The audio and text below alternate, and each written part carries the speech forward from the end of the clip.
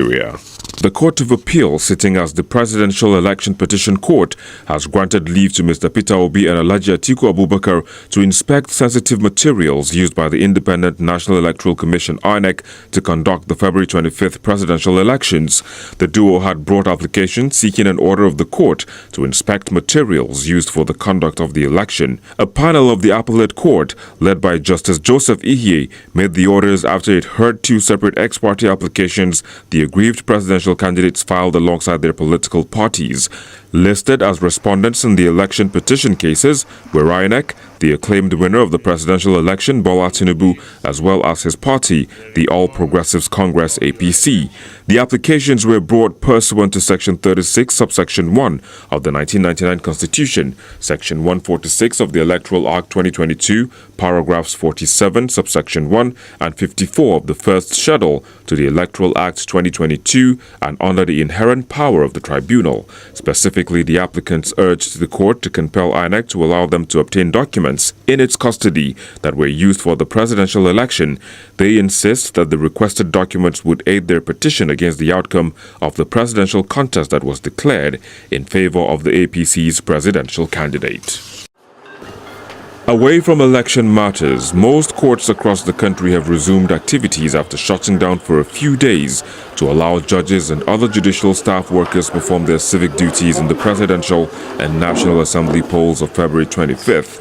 In Lagos, the murder trial of the Assistant Superintendent of Police, Drambi Vandi, who allegedly shot Lagos-based lawyer Bolale Rahim on Christmas Day, was however stalled on Tuesday, February the 28th, as the prison authorities failed to bring the defendant to court.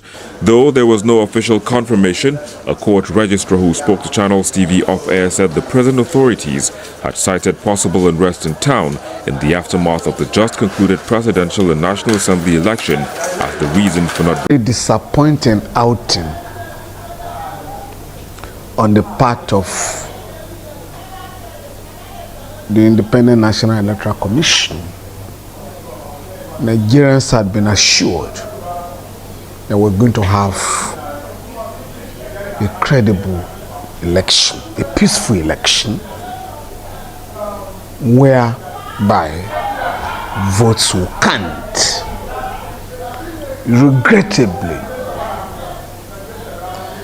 there was a full reign of thuggery. The thugs took over in many places. There was a compromise on the part of the security forces.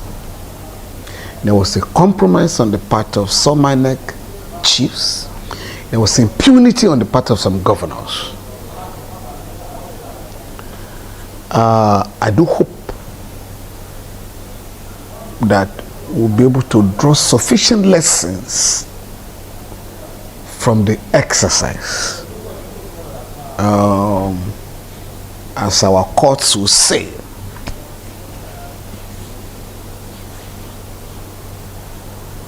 there has been substantial compliance with the Electoral Act,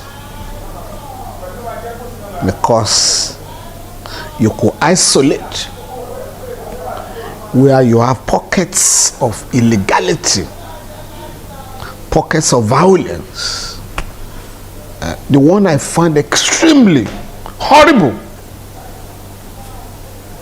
is where a sitting governor had to engage in the destruction of public property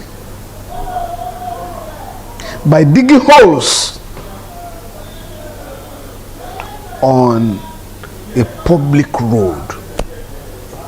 I still cannot fathom the level of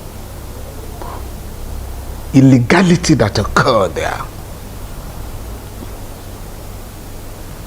There was another state where thugs were shooting at voters, unarmed voters. There were cases of deliberate disenfranchisement, which shouldn't have been so. But I want to commend the Nigerian people, in spite of the provocations, whereby they were denied access to their own money, legitimate money, weeks before the election. I want to commend the commitment of our people to choose or elect leaders of their choice. So we must now begin to address the problems of inequality, of poverty, of illiteracy, so that people can genuinely demand for dividends of democracy. And freedom is so important. It's the most important dividend of democracy. And people must be free. The incessant arrest and detention of the poor must stop. And those who are elected must monitor the police and other security agencies with a view to getting them to respect the rights of our people. I'm happy that Nigerian lawyers have just offered to assist INEC in prosecuting electoral offenders, so that all those who have been arrested by the police and other security agencies will be brought to book as soon as possible.